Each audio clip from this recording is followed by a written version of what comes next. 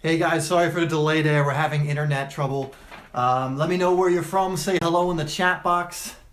And we'll get this started in one moment as long as we're just going to make sure the internet is good to go.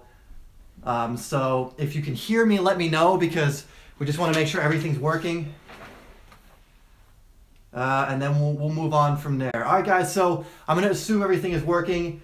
As you know, we do live streams every Friday usually at 7 p.m. We're doing it on Sunday this week just because I had something going on Friday. So we moved it to Sunday. So I want to welcome all of you. Let me know where you're from. Let me know how it's going. I'm still trying to bring the live stream up on the computer, which I hope doesn't mean that it's not working so well. I'm just going to check it right here. Okay, no, we're good. Okay. All right, there we go. Okay, everything seems to be up and working. All right, guys, what's up? I'm about to be able to see your chats. Let me know how it's going. All right, there we go. All right, we got Iowa, New York. You got Ghana. We got Ireland. All right, we got Houston, Texas. We got St. Louis. Who else we got represented today? All right, thank you, Ronald. I appreciate that. Glad to hear your game is improving. We got England. All right, so basically how this works, for those of you who have been involved before, is I have a bunch of questions for you, either for someone from Egypt. That's pretty awesome. So I have a bunch of questions that you guys asked me on Instagram, and I also have some questions that you guys left me on a video recently for 20,000 subscribers. Let me actually take a moment to say thank you as well. Since then, we've actually hit 25,000 subscribers, which is blowing my mind. So thank you guys so much. So we're going to go through these questions here that I have written down that you guys asked me on Instagram. Then we're going to do your questions that you have in the chat box. I see we got Colorado, Ohio, Rhode Island in the house today. All right, we got a bunch of places. Okay. So let's hey Ronald, ask me that question at the end because I have a few things about that. All right, so we're going to get right into your questions, and then we're going to remember answer your questions in the chat box after we get through these ones. So save like your main question for the end, and just do hashtag SimplySoccer or at SimplySoccer to get my attention, because the chat will sometimes go very, very quickly, so it makes it hard for me to see all of them. So we're going to go into the first question. It's a good one from Junior Sergi 0, and said, how do you show your skills to a coach during a game? Like if he puts you and on the 75th minute, what do you do to impress him if you play striker or I guess another attacking move? And how do you get more time on the pitch to play? So now one of the things, it's the wrong mindset to have. Your mindset when stepping on the pitch isn't necessarily to impress your coach. Your mindset on the pitch should be, how can I help the team the most? How can I influence the game in a positive way? You see, if you're always thinking about impressing the coach, you're going to just kind of mess yourself up and, screw yourself up a little bit. And what you want to be thinking is just how can I influence this match in a positive way? If you can influence matches, have impact in matches, start things like setting up goals, scoring goals, doing good positive things in matches, your coach will pick up on that. But you should not be coming from the frame of how do I impress my coach. Come from the frame of how can I be the best player possible? How can I have the biggest impact on this match? So that's for your first part of your question. Don't think about it as impressing your coach. I know you want to impress your coach, but don't think about it like that. If you're having an impact on the match, if you're playing your game, you're playing well, that will be enough. Now to get more playing time, this is an interesting one because every coach is different. I mean, there could be a really talented player on the bench that's not getting in the team because the coach prefers another player. And that sucks if you're a really good player that's on the bench. But, you just got to kind of work with your coach here. So what does your coach want? Why is he not playing you? There's got to be a reason. Most coaches aren't going to say, I don't like this kid, so I'm not going to play him. Most coaches, even if they don't like the kid or like the person on their team, they want the best players on the pitch. So if you're one of those players, you will be on. So what kind of style does your coach play? Does your coach like a hardworking player? Most do, by the way. Does your coach like a certain type of player? And if he does, start working towards doing more of what he wants in a player on his team. Because the thing is, you can be a player trying to take everyone on, for example, but if you play a quick passing game, for example, your team does, your coach isn't going to want to put you in the team necessarily. So to get more playing time, just work hard, be consistent, and adapt to the style of your team. Every team's different.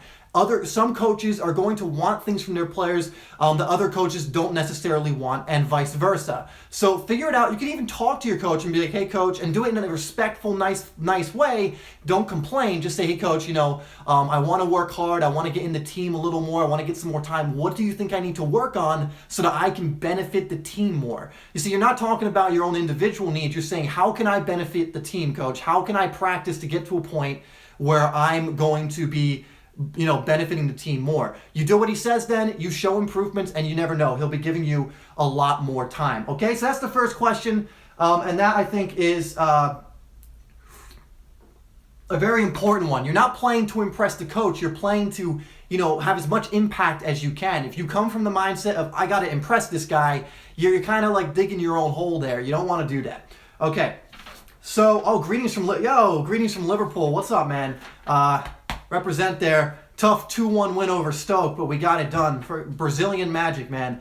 Okay, so from EV Kev, and guys, can you hear me, by the way? It's frozen on my screen, so just let me know if you can hear me, because it always confuses me because my screen is frozen. Okay, yes, cool. All right, we're going to keep going on there. It does this every time. I just got to make sure. We got Man United. We got Man United and Liverpool in the comments right now. Yes, basta. Dude, Jurgen Klopp, I love the guy. I couldn't imagine anyone else being the manager of Liverpool right now. So next question is, what are the fundamentals of soccer, football, whatever you want to call it? There are many different fundamentals.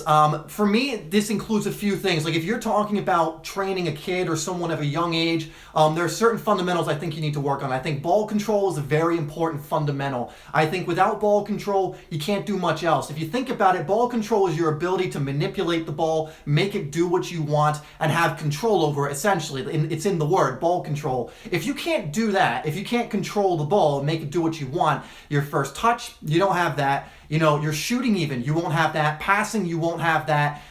Everything kind of falls apart if your ball control is poor. And if you have a friend or a teammate or someone who has poor ball control, you probably realize there are a few other areas they're not so great at as well. So I think one of the fundamentals is ball control. Another one I have to mention is passing. Obviously, it's a team sport, and if you can't pass correctly, if you can't pass accurately, if you can't do short passes accurately and properly and with enough pace on them and all that, that's going to hurt you as well. It's another huge fundamental when it comes to football. If you can't really pass properly, you can't pass accurately, you're missing your teammates, you're having the ball intercepted, obviously that's going to be detrimental to your team. So ball control, passing, what else?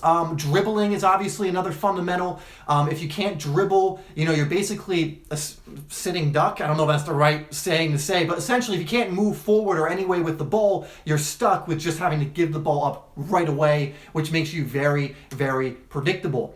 Now, there's other fundamentals, like you could say defending is a fundamental, but, sometimes, a striker, for example, isn't always asked to defend, although in my eyes, I think you should from the front. So I would say those are the three main ones to me, is ball control, passing, dribbling. There's a lot more, though, but if you want to work on an area, to me, that's going to take your game to, like, another level, if you get really good at this, it's ball control, because from ball control, a lot of stuff branches from that. Right? Ball control not only improves your touch on the ball, it gets you used to the ball altogether, meaning you'll get better at your dribbling you'll get better at your shooting as well, where to hit the ball, contact on the ball, things like that. So to me, one of the best fundamentals is ball control. Of course, there's more and there's other stuff you need to be working on, but if you don't have ball control, I really think that's where you need to start. And not just start, even when you're a better player, keep working on it, because a player who has phenomenal ball control can easily stand out in matches, can easily make certain teams, as long as everything else is falling into place. Like, you can't be out of shape and do it. But, for example, I think the most important one is ball control. Okay, guys. So, next question from Brown Messi. How do I make my body feints, fake shots better so it fools defenders? Really, there's two parts. A feint, it's in the name again. A fake or a feint means you really have to sell it, right? You have to really make the defender believe you're going to do the thing you're faking. So if it's a body feint, if he's not buying your lean or your little step or your little drop of the shoulder, it isn't effective, right? Because he's like, oh, he's just going to go that way. Because when he sees your silly fake and it's not really good enough, he's going to easily... Oh, thank you, Marco. Yes, you can be in the video. Shout out to Marco Labrachosa for doing $5 on Super Chat there. Thanks, buddy. I'll see you on Wednesday or Tuesday. Yeah, so when you're trying to fake someone out, you really have to sell it. If you're doing a fake shot, for example, you have to make it. You have to, set yourself up in the way you would for a shot. You really have to fake it. Even in your mind, you can set yourself up for taking a shot and then pull it away at the last second. And the reason, these moves work at the professional level is because they've practiced them so many times that when they take a fake shot, it really looks like they're about to shoot. You ever seen in a professional match, this is my favorite, when a player, like Thierry Henry, this used to happen all the time, he would do a fake shot and the camera would go like this because he actually fooled the camera. You get to that point and you're not going to have any problem beating defenders. So essentially, sell the fake, really sell the fake, and then after the move, definitely accelerate, but just keep practicing because, again, this is muscle memory, this is speed, this is how fast you're doing it, and that's just going to come through repetition, that's just going to come from doing it over and over again. So if you want to get better at your feints, practice your feints often, really sell that lean. If you want to get better at the fake shots, practice them often, all right? Do a skill moves challenge, a 30-day skill moves challenge, which we have on the channel. Okay, moving along, and we'll get to your questions. We'll get to your questions in the comment section in just a moment. So from Strike FC 25, what type of fitness drills do you recommend if you play center back and/or center mid? Well, for most, the problem with this is your fitness drills are going to be specific to what part of the season you're in. So what you're doing in the off season is going to be different to like the beginning of the preseason, to the middle of the preseason, to when you're in season. Now, exercises I like are things like interval training. So whether it's on a treadmill or on a track, because it incorporates jogging and sprinting. You can do fartlek training, which yes, that's a real thing. I think it's Swedish, which is really good for soccer because it kind of is really good at simulating a match because you walk, jog, sprint. You walk, jog, and sprint. The problem with doing just a long jog is it's not very soccer specific because in a match, you're not just jogging around the pitch like, looking around. You're sprinting and then you're stopping and you're walking for a bit. Then you're sprinting and then you're jogging and you're sprinting and you're doing a move and you're cutting and you're turning quickly. It's a completely different set of muscles. It's a completely different set of movements. So you can't just do jogging. You can't do just that or any, like regular cardio drills because it's not going to get you ready for the game. So for me, I've been doing interval training a lot recently, which has definitely been helping me in my games. And you can just look up interval training, interval cardio training, I should say. And there are many workouts. And the great thing is you can gradually get better at these. You can just start at a place that's good for you and then gradually keep doing more. Now, when you're doing this, like if you really want to improve your cardio, it's important that at the end of every single one of these, you're exhausted. A good way to do this is get your heart rate. If you're on a treadmill or something, they'll sometimes have heart rate monitors. So do your interval training and then get your heart rate. And I would say if it's lower than 150, you need to be working harder, right? Usually I try and get it in the 160s. Now again, make sure you do a little more research on this because I don't want to give you anything that I'm not a complete expert in. I'm not in this at all. But interval training for me is a great way, I think, for conditioning for center backs, for center mids, for strikers, for anyone really. Fartlek training was the name of that other one. So definitely fartlek training. And where can I don't know what your first question was, but look up 160 heart rate, okay? If you're in the 160 when you're doing your training, because you can't train moderately and expect to get more fit. It doesn't work that way. You get more fit by pushing yourself to the point of almost exhaustion, to the point where you're sweating, to the point where you're getting sore, your legs are getting heavy. You push yourself to that point and then you push a little more each time, and that's how you build up not only your lactic acid tolerance, which you need as well. If you've ever been in a match and your legs have gotten really heavy, that's a lactic acid buildup, and you need to develop tolerance to that. And also, if you're out of breath, you need to work on that. So 160 is just your heart rate. You want to be in the 160, sometimes even 170 range. That means you worked very, very hard, okay?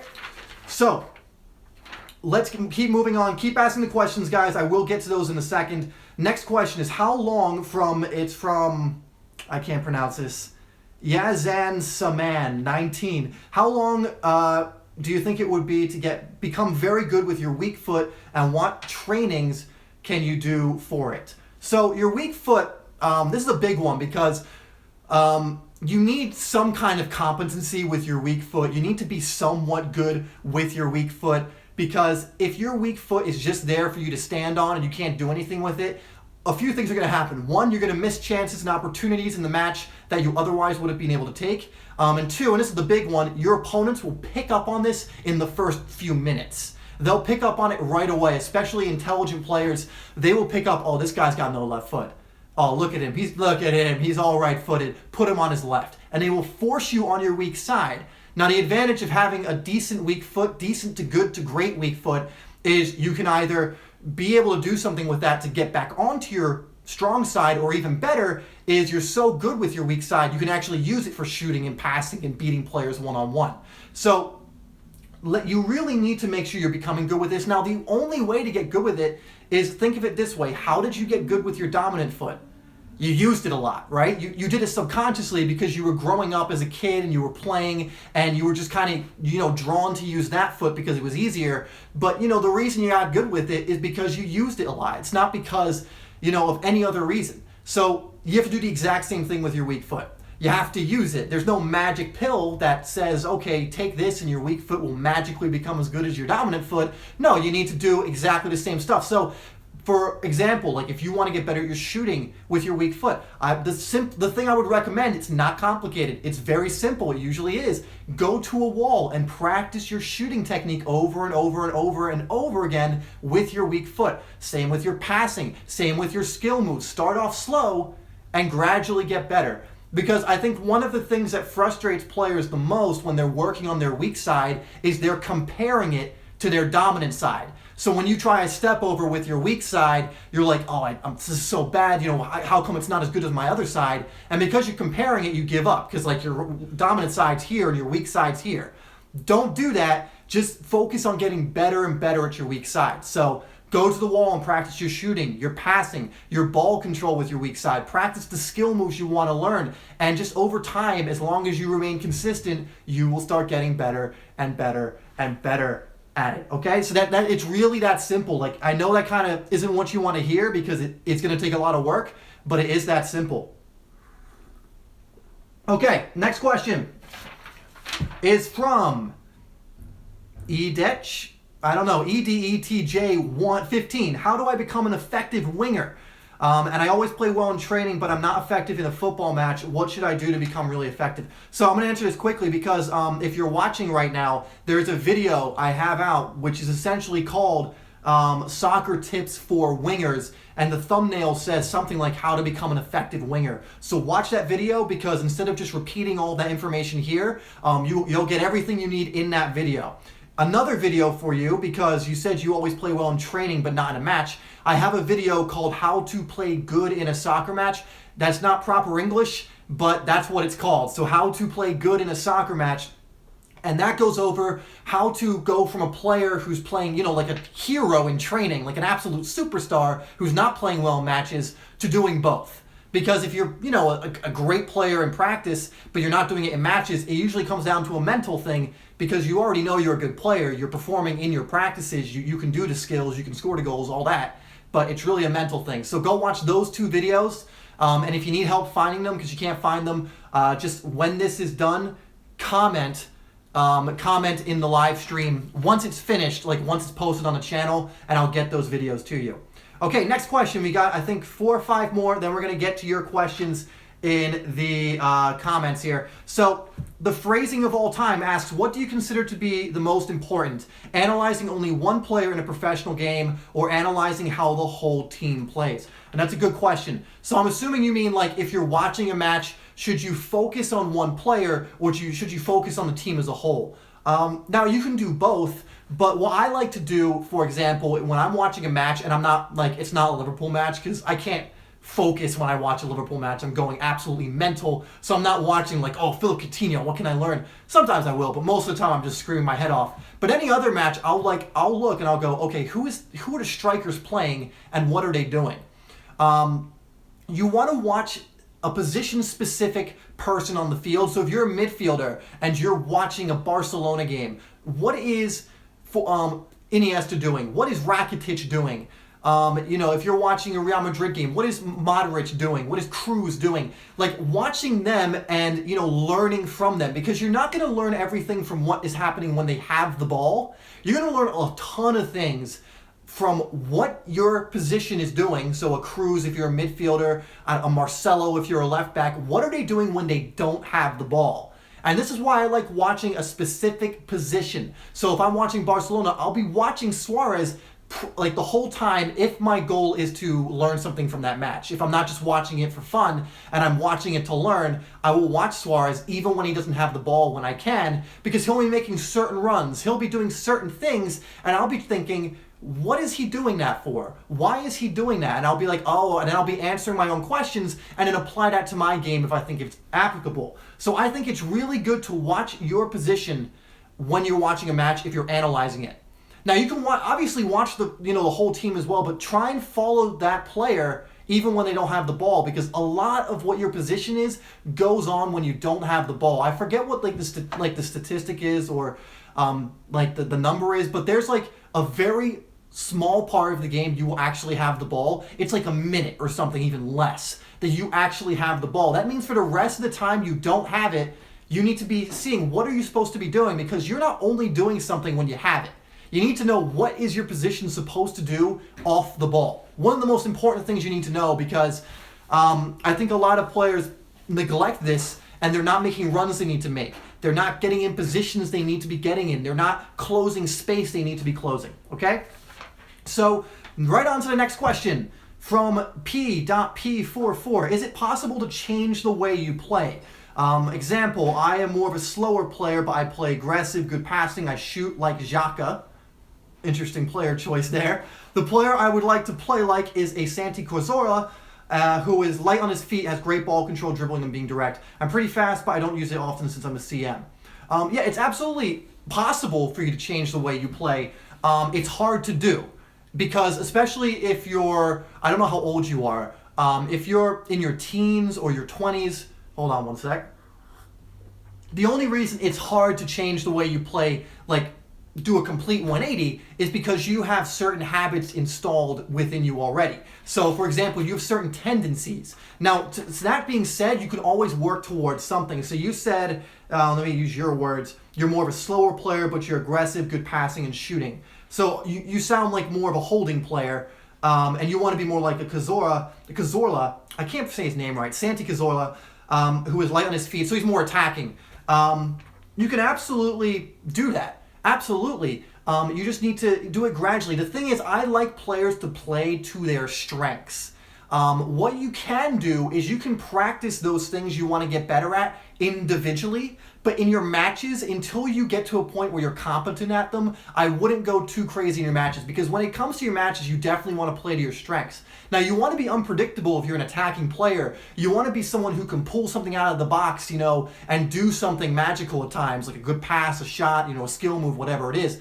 But be careful with this transition, because, it does take a while to completely change what kind of player you are. It can be done, and many professional players have done it, where they started their career at like center back and ended up being a striker, or the other way around. They started at striker, or they started as an outfield player and ended up as a goalie or something. Like, it's completely possible.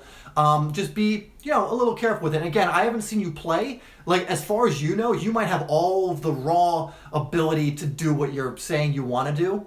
But just, in games, stick to your strengths for now and work up to these other things, okay? So that would be my answer to you, is it's definitely possible, but for now, stick to your strengths, what you're good at, and work your way up to what it is you want to become. So that type of player, the Santi Cazorla type player. Okay, so we have 3 more questions on here, and then we're going to answer your questions there in the comment box. So here we go. Let's see.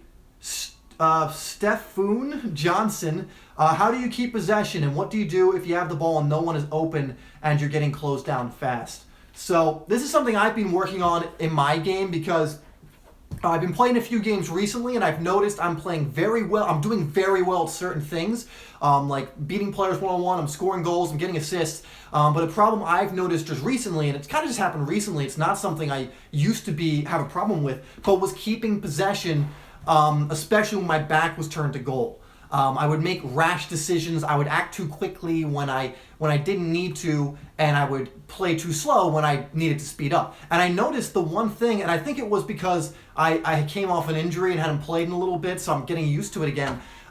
It was nervousness. I was nervous that there was someone on my back, and I would look over and then look back, and I would doubt myself, and that would cause me to lose possession. So one thing I think you need is not only awareness, know what you need around you, but even with that awareness, if you get nervous, you're not confident in yourself, you don't have self-belief, you could still potentially lose the ball. So you need to, one, have awareness of what's around you. You need to know everything in your immediate vicinity, because if you don't, and then you turn and there's a guy right there, there's not much you can do. But if you look back and the guy's coming on you, that gives you the chance to turn away from him, or to shield the ball, or play it back to someone. But you also need that self-belief. So if I look and I see him, I'm like, okay, I have space to turn into. Once I've made that decision, I have to do it with complete confidence. So that's one way to make sure you're keeping possession. Also, when you're keeping possession, don't overcomplicate it. And stick to your first decision. Don't have a million things going on in your head. Again, I have a video called How to Calm Your Nerves and Relax in Soccer. This kind of goes over it, right? You want a clear head. You want to be basing your actions on your instincts, right? So I think another part of your question was what to do if you're getting closed down and no one's open. This is, again, about awareness. Because if you're getting closed down, you should always know at least one option. Don't be afraid to go backwards. I know it's no fun. I know it's like when you're watching a game and they pass back, you're like, oh, come on, someone attack. And there's a lot of games like that. But the last thing you want to do is give away possession. So if you have to, turn out, shield the ball. If you're getting double teamed or something, and your teammates aren't helping you, sometimes there's not much you can do. You can try and play it off them. You can try and beat them. There are certain situations where, it's kind of your teammates put you in a hole. But for the most part, just be aware. Be aware of what's around you. Be aware of who's open. Be aware of who's going to be open if they make a run or something like that. And be aware of your safe options as well. Don't be afraid to go back to your center backs. Don't be afraid to go back to your keeper if you have to. And don't be afraid to use those outlets, okay? I know it can seem pretty complicated, but once you get used to it, it becomes pretty simple, and it becomes not oversimple or overcomplicating it. Just keep it simple, and possession becomes a lot easier. So, Arthur Torres, what are the best soccer drills to do by yourself? I think that's what it is. Okay, 2 more questions.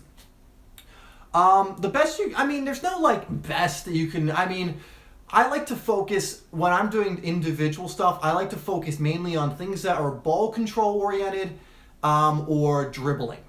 And they kind of play into each other a little bit. Obviously, I'll do shooting and finishing and passing and stuff like that as well.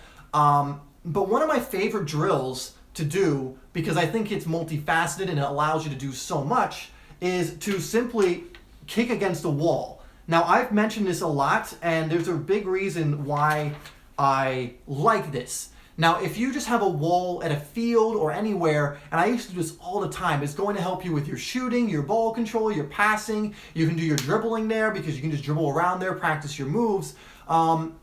And I think it's really just one of the best things you could do individually. Now, you can do certain specific drills, like we have Ronaldo boxes, Ronaldinho boxes, spontaneous dribbling, all of that, cone drills for dribbling.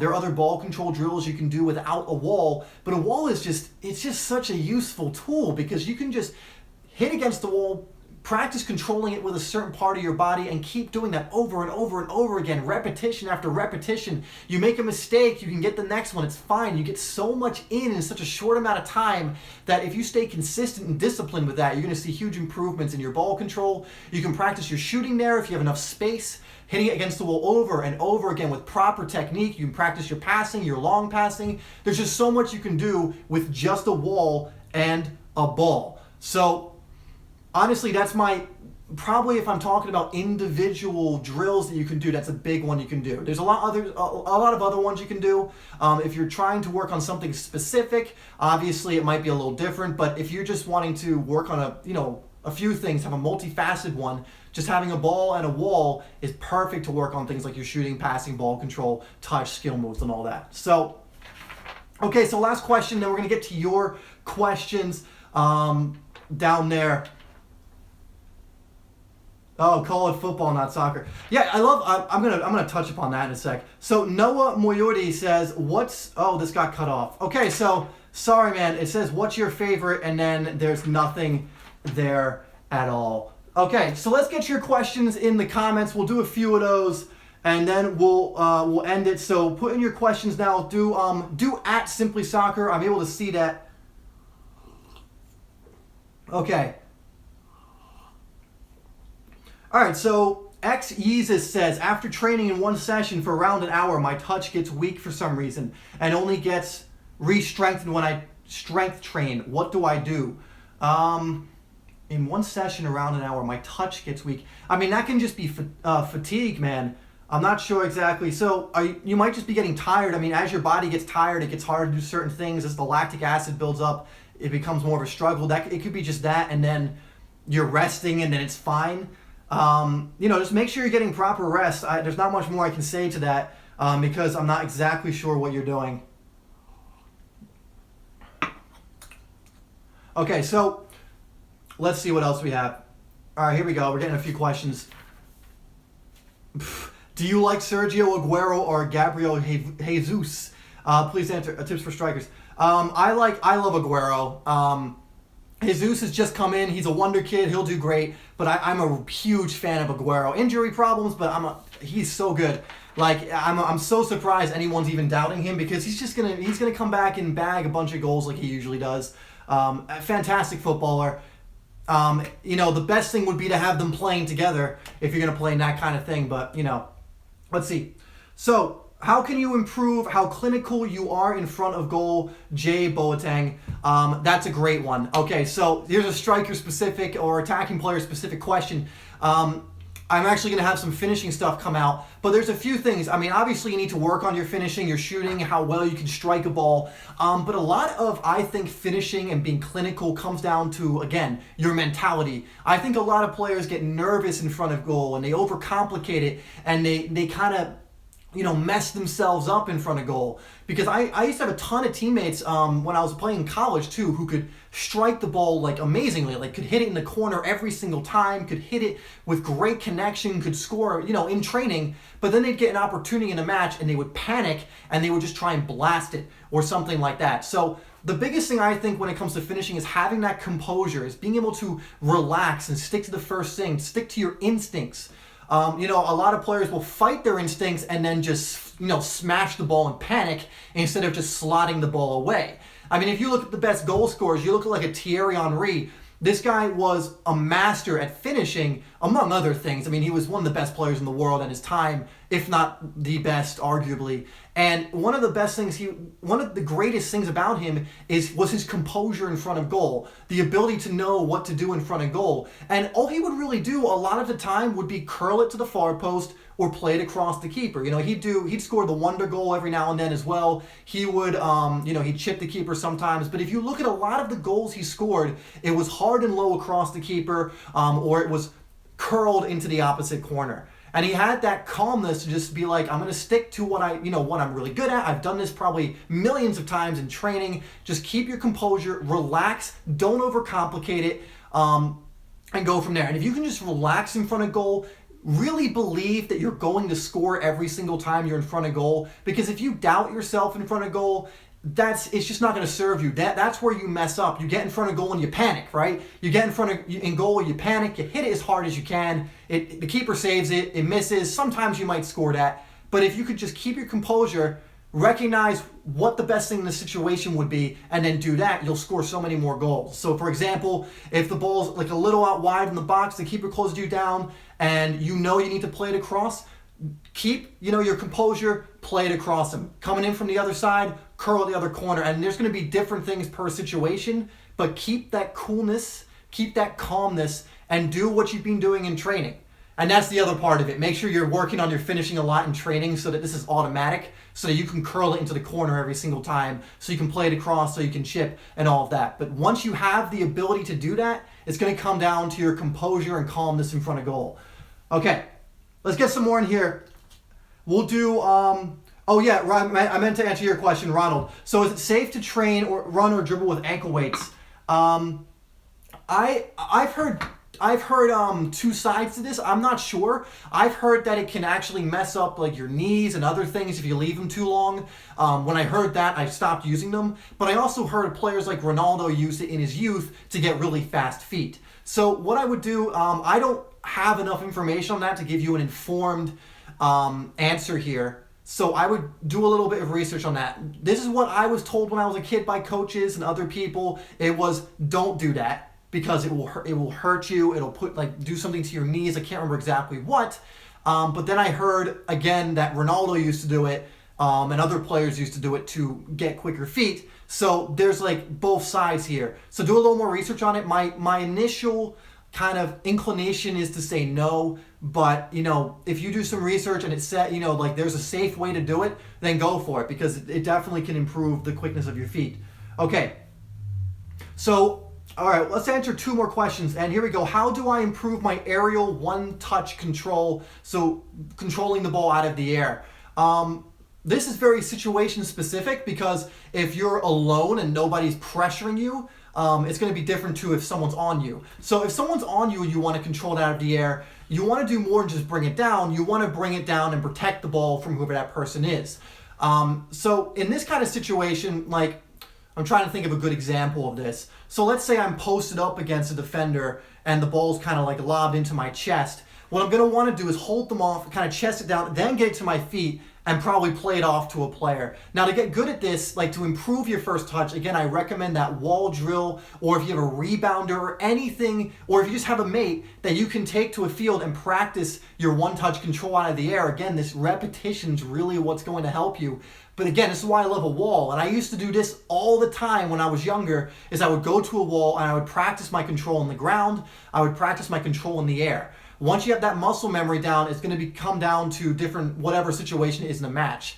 If there's nobody on you, and you have plenty of time to bring it down, usually the side of your foot's the best way to do it. If it's at the right height, you can use your chest. Get it down to your feet as quickly as possible. If someone's on you, you're going to have to learn to hold someone off and bring it down. But again, using a wall, I think, is one of the best ways to get good at ball control if you don't have a friend to go to the field and practice back and pinging balls back and forth to each other, just because you can get a lot of reps out that way. So, yes, yay Nigeria. Okay. I'm gonna get one more question.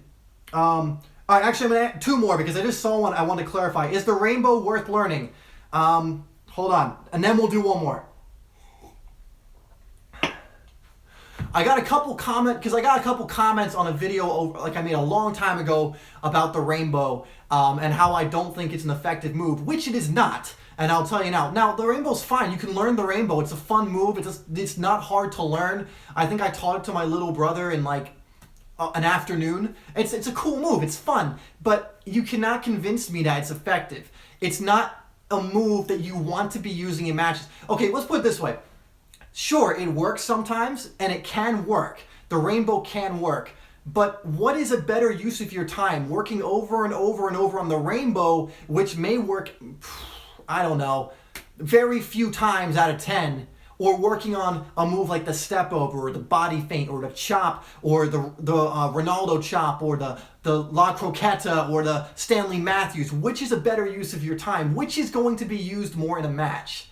There's a reason you don't see the rainbow being used in professional matches that much. You do see it sometimes. Neymar's done it a few times. I remember that one Douglas Costa did, by the way, which led to him losing the ball. The thing is, it's just not a move that really gives you much of an advantage. Any move where you deliberately pop the ball up in the air is just going to make life difficult for you, because then you have to bring it down. You're not going to really be able to accelerate from anyone. That by the time the ball's over the defender, they've already caught back up to you and you have to shield it from them. So it's not a move I recommend for matches. I want to be trying to encourage you to be learning and focusing on moves that will benefit you in matches, that will have impact in matches. And the rainbow, to me, is just not one that does that. Again, it's a cool move to learn. I can do it. I've taught it to people. It's fine. It's a fun skill move, but it's not, I've never used it in a match. I've never even thought about using it in a match. And I've seen, again, like Neymar and players use it, but very rarely. The reason it's on highlight videos is because almost no one uses it, and it's rare when someone does it. And it does embarrass the defender. It's really cool when someone pulls it off, but I would much rather you get really good at a step over than a rainbow. I would really much rather you get good at the Maradona than a rainbow, if you kind of get what I'm saying there. Okay. One more question, guys. Ask any question.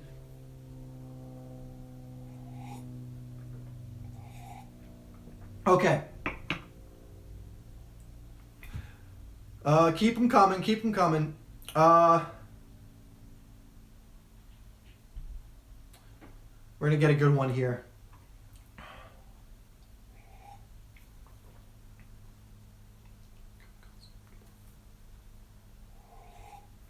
Okay, I'm going to start scrolling here. I'm going to get one more because what are we at? We're at 7:43. You know what? We'll answer this one because it's actually a question. This is, how do I use my body? So your body to protect the ball. And it's actually a good question because, you can be a great player, but you will always, like at any game, you're going to at some point need to use your body to protect the ball. And I think one of the misconceptions or ideas about soccer is you need to be, huge. You need to be buff. The more buff you are, the more you can protect the ball and all that. And that's probably true. However, you do not need to be super muscular to play this sport, and you do not need to be super muscular to protect the ball and use your body. If you use your body effectively, one of two things will happen. You will protect the ball or you will get fouled. If you're double teamed and all that, that will help too. But if you look at a player like a Raheem Sterling, he's not a tall guy. He's probably incredibly strong. He's at a professional club, professional trainers, professional nutrition, all that.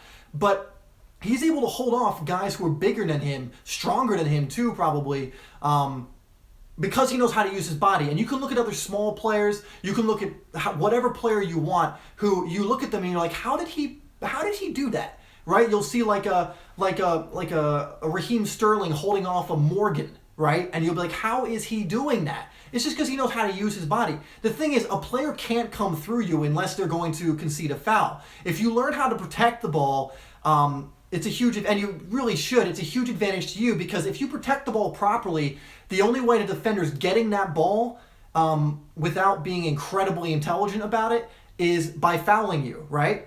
So learning how to shield is of incredible importance. And you can watch high-level matches and watch what players do when they're in a corner or when they're kind of taken out wide and they need to protect the ball. Almost always they're able to do it unless they're double-teamed because they know how to use their body. Just recognize that when you're shielding the ball, if you're doing it properly and you're holding them off, the defender, unless they kind of shove you aside or go through you, aren't going to get it if you're doing it properly. So you need to, one thing that helps especially is get low to the ground, get a little lower to the ground, make your foundation stronger so you're harder to shove off the ball. Make sure the ball isn't too close to your feet. You want it on the outside a little bit. And I should probably do a video on this because this is a very visual thing, I feel. But just recognize that anyone can learn to use it. Yes, you want to develop strength. Yes, you want to get stronger. Yes, you want to, be working out and doing that to get stronger. But even if you're right now a skinny guy or a smaller, shorter guy, that isn't really going to be the deciding factor on whether you can protect the ball. You look at a Conte, for example, one of the best defensive players in the Premier League, if not the world, if according to Frank Lampard, the best midfielder in the world right now, which is obviously debatable and biased, but either way, that's not far off the truth, and he's a little guy, but he's still able to protect the ball, win the ball, and be strong on the ball because he knows how to use his body. So I'll definitely cover that. So we'll definitely do that. All right, guys, so I think we're going to stop it there. We have been doing this for 45 minutes. I want to thank you all for tuning in. I really appreciate all of you spending time here, asking me your questions. I love to answer them. We will have the live stream on Friday next week, not Sunday, like we did today. So again, guys, thank you so much. All you new guys as well, all you old subscribers, thank you so much. We hit 25,000 recently, which is, it's amazing. It's incredible. It really was blowing me away. You guys show me so much support. So thank you so much.